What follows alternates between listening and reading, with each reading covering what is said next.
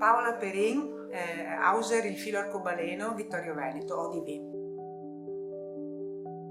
La nostra Hauser in realtà è nata nel 98, nel senso che noi abbiamo ereditato il filo d'argento. Il filo d'argento era una struttura importante a Vittorio Veneto, faceva un sacco di servizi. Poi purtroppo il Covid ha interrotto un po' l'attività e l'associazione si è un po' spenta, nel senso che i volontari ormai erano anziani e hanno smesso la loro attività. Noi eravamo un altro circolo, sempre Hauser, ci chiamavamo il Cerchio, e abbiamo deciso di unire i due circoli, il filo d'argento e il cerchio, e ci siamo nominati il filo arcobaleno. Perché? Perché mantenere il nome filo d'argento dava idea troppo di ci occupiamo solo di anziani, in realtà noi ci occupiamo anche di bambini e quindi abbiamo deciso di nominarci il filo arcobaleno. Ecco. Allora, noi abbiamo un doposcuola per bambini della scuola primaria e della scuola secondaria di primo grado, elementari e medie per dirle in termini semplici, frequentato da una ventina di bambini delle elementari e una decina di ragazzini delle medie.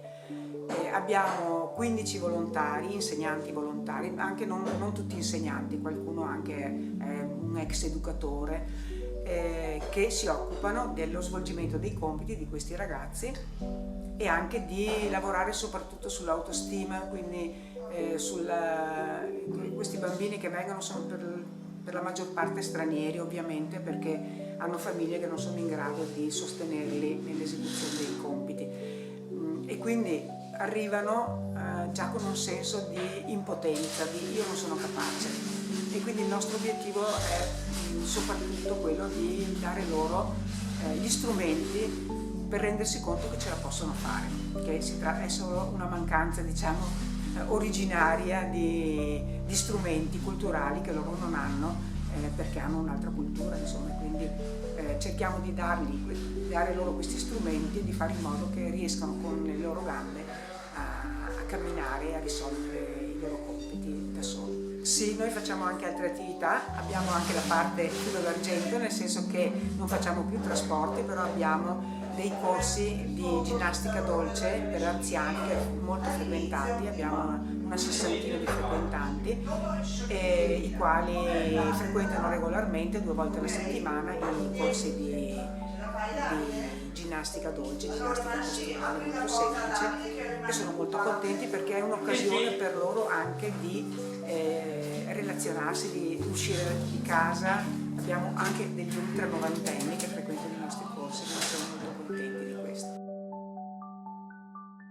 Abbiamo una ventina di volontari che collaborano e abbiamo un centinaio di soci iscritti, perché poi noi facciamo anche altre attività. Abbiamo anche delle attività di tipo culturale, sociale, politico, fra virgolette, nel senso che si occupa della polis, quindi delle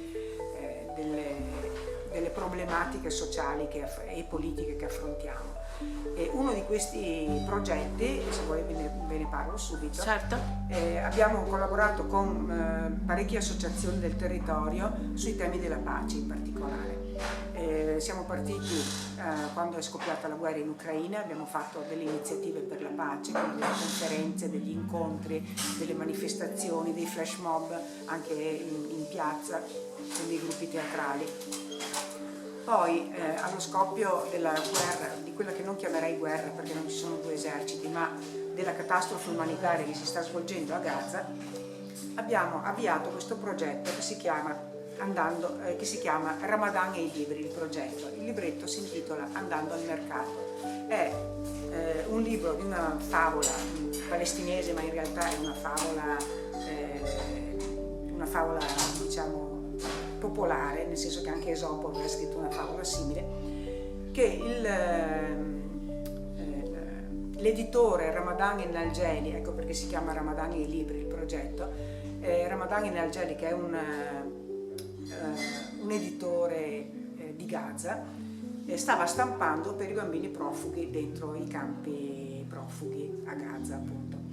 Lui ci ha mandato, perché siamo in collaborazione contatto con Asso Pace Palestina di Venezia, ha mandato alla nostra amica Nara Ronchetti di Asso Pace Palestina di Venezia il file di questo libretto. Noi l'abbiamo visto e abbiamo detto, beh, ma stampiamolo, e con i soldi che ricaviamo dalla vendita di questo libretto mandiamo i soldi a Ramadan, che sta pubblicando i libri per i ragazzi delle elementari, delle medie, delle superiori e dell'università.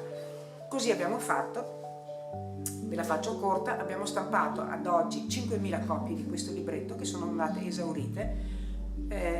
Con le donazioni ricevute da questo libretto abbiamo raccolto più di 35.000 euro, non noi da soli, ci sono molte altre associazioni, perché la cosa è diventata virale in senso positivo, nel senso che in tutta Italia, adesso in Puglia stanno facendo presentazioni dappertutto di questo libretto. Abbiamo associazioni di Milano, della Liguria, della Toscana, dell'Emilia Romagna, quindi siamo in tanti. Abbiamo raccolto questi soldi, li abbiamo mandati a Ramadan, il quale sta stampando libri per i bambini e per i ragazzi, per gli studenti di Gaza. Qui ho il report che posso far vedere, dove si vede Ramadan che dà i libri ai ragazzi, e sui libri c'è il logo di Hauser, perché ci sono i loghi di tutto. Mi ha mandato proprio stamattina il messaggio dove ha fatto firmare tutti gli studenti universitari un ringraziamento per noi, perché i testi che hanno ricevuto gratuitamente gli sono stati stampati grazie a questa iniziativa che stiamo portando avanti e che riteniamo molto importante. Ha avuto anche molto seguito sulla stampa, nel senso che Bella Costa l'ha presentato questo libretto nella trasmissione In altre parole di Gramellini, è andato su Vanity Fair, sul Fatto Quotidiano, insomma abbiamo avuto un buon riscontro anche a livello di comunicazione, a livello comunicativo nazionale. Ecco. È un gruppo molto, come posso dire, effervescente.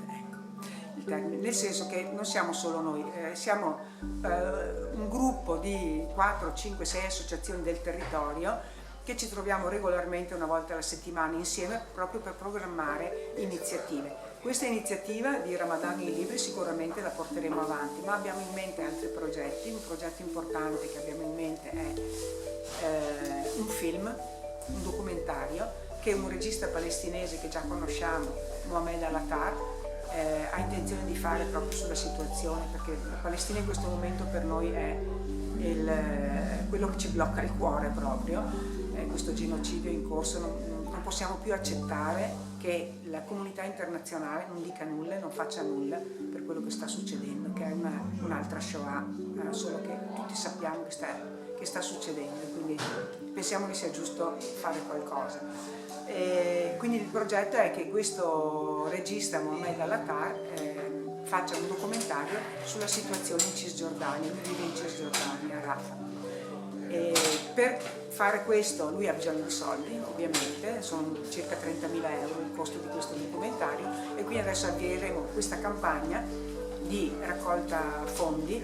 E come faremo? Noi abbiamo già dei documentari di questo regista che organizzeremo degli eventi portando i suoi documentari e raccogliendo con questa occasione i fondi per poter poi pagare questo documentario.